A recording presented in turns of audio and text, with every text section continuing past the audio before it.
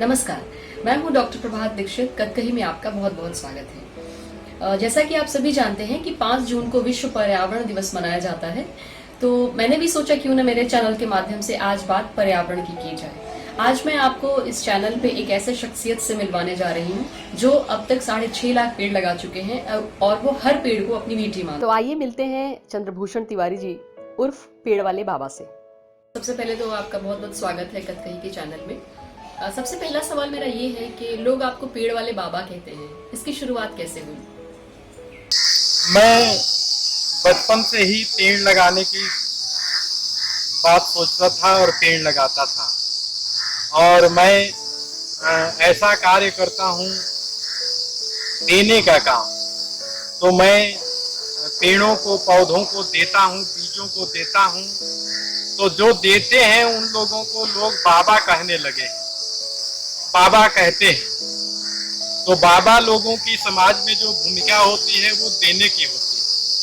तो मैं लोगों को पेड़ देता हूँ, बीज देता हूँ, इसलिए मुझे पेड़ वाले बाबा लोग कहने लगे।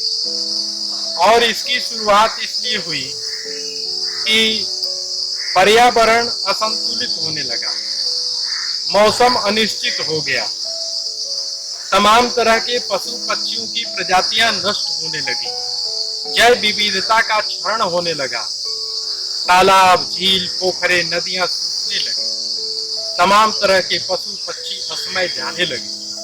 तब मुझे एक बात समझ में आई कि धरती को अगर बचाना है, पर्यावरण में संतुलन लाना है, तो पेड़ लगाना ही आज का सबका धर्म होगा।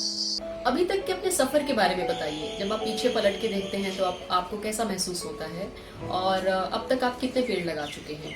शुरुआत में समस्याएं आई, क्योंकि सब लोग जो है अपने अपने लिए ही सोचते हैं।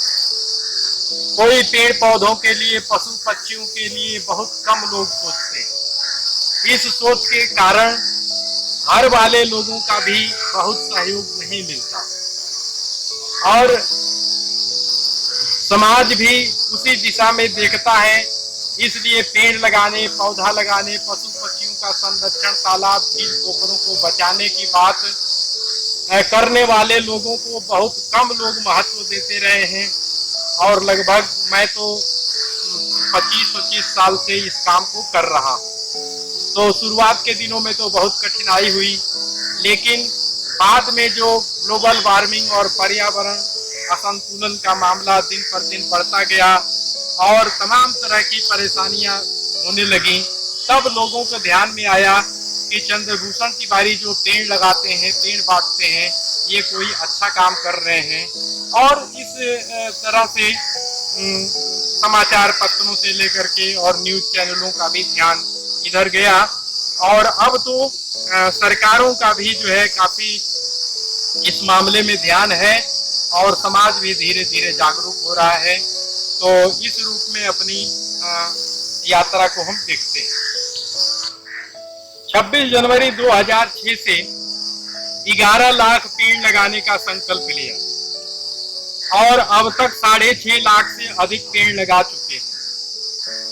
और पेड़ लगाने के क्रम में लोगों को गीतों के माध्यम से लोगों को प्रेरित करते हैं और कहते हैं, आओ पौधा लगावे हमार भैया, आम जामुन कटहल नींबू अमरूद लगाव, आंगन में तुलसी दुबरा निमिया लगाव, पीपल पाकड़ बरगद गूलर ये हमार भैया, आव पौधा लगावे हमार भैया। गाँव गाँव तालाब, झीला, पोखरा खुदाव, वर्षा के पानी ना बेकार में बहाव, अब तक कुआं के कर तू सुधार भैया, आव पौधा लगावे हमार भैया। कटी गईले बाग बन, पशु पक्षी मरे लगले, गिद्धराज देश छोड़ी दुनिया से भगले, अब तो धरती के चढ़ गईल बुखार भैया, आव पौधा लगावे हमार भैया। एक सवाल जो बहुतों ने मुझसे कहा कि आपसे मैं पूछूं कि आप इस अभियान को कैसे आगे बढ़ा पाते हैं, कैसे कहां से आपको मदद मिल पाती है, कैसे आप इसको आगे बढ़ाते हैं? इस अभियान को जन जन के सहयोग से आगे बढ़ाते हैं और लोगों का सहयोग मिलता जा रहा है और ये कारवां बढ़ता जा रहा है। आप हर पेड़ को अपनी बेटी मानते हैं, इसके बारे में थोड़ा सा बताएं। वास्तव में धरती पर दो तरह के संतान हैं, एक मानव संतान और एक वृक्ष संतान। तो जो मानव संतान है वो सही शिक्षा संस्कार से युक्त होकर के धरती पर मनुष्यत्व को धारण करके लोक मंगल और लोक उपकार का काम कर सकते हैं। और अगर यह सही शिक्षा संस्कार से युक्त नहीं हुए तो ये धरती के लिए पीड़ादायक भी हो सकते हैं और धरती को कष्ट भी दे सकते हैं, मानव को भी कष्ट दे सकते हैं। लेकिन जो वृक्ष संतान है यह ऐसी संतान है कि आम का पेड़ होगा तो आम ही होगा, जामुन होगा तो जामुन ही होगा, माने इनका आचरण निश्चित है। और यह 5-7 साल सेवा करने के बाद जिस मनोकामना से आप पेड़ लगाते हैं उसको ये पूरा करते हैं। तो इसलिए मैंने पौधों को पुत्री के रूप में माना है और लोगों को पौधे के रूप में पौधे को पुत्री के रूप में देते हैं। और जिसको देते हैं तो कहते हैं ये पौधा नहीं है, मेरी पुत्री है, बड़े ही लाड प्यार में पली है, कोमल है, नाजुक है, जानवर देखते ही डरती है, गर्मी में इसे प्यास बहुत लगती है, 2 साल पालेंगे तो पीढ़ियों पीढ़ियों को पालेगी, मेरी बेटी जिंदा रहती है तो फल फूल छाया देती है, मर जाती है तो चौकट पल्ला बन के घर की रखवाली करती है, मेरी बेटी मरघट तक साथ देती है, तो इसे लगा लीजिए, बचा लीजिए, अपने घर आंगन में बसा लीजिए, मुझे अपना समधी बना लीजिए। तो मेरी यात्रा समधी से समाधान की है। और जिस किसी की पुत्री योग्य कुल खानदान में चली जाए तो उसका पिता बहुत प्रसन्न होता है अपने पुत्री को फलते फूलते देख करके। वही खुशी मुझे पेड़ पौधों को देख के होती है। और तब मैं एक गीत सुनाता हूँ और कहता हूँ, हरा भरा पेड़वा मती काटा मोरे भैया, पेड़वा चिरैया बसेर, तालाब झील पोखरा मती पाटा मोरे भैया, कछुआ मछरिया बसेर, बिटिया के जानी दुखा दिया मोरे भैया, बिटिया चिरैया के नाम, काहे बिना सुन अंगनवाए भैया, काहे बिना सुन दुआर, काहे बिना सुन पोखरवाए भैया, काहे बिना सुन बाटे बाग,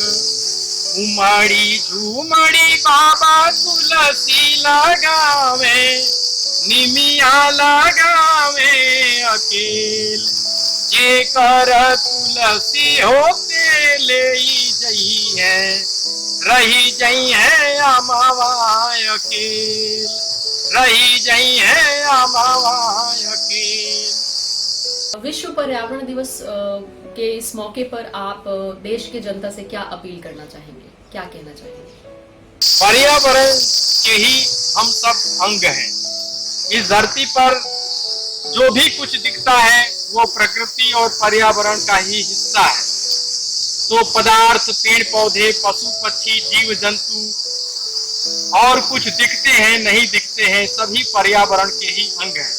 उसी में मनुष्य भी पर्यावरण का ही एक हिस्सा है, भाग है, इकाई है। तो देखें तो पदार्थ, पेड़ पौधे, पशु पक्षी आज भी अपने निश्चित आचरण पर कायम हैं, लेकिन मानव का कोई आचरण निश्चित नहीं है।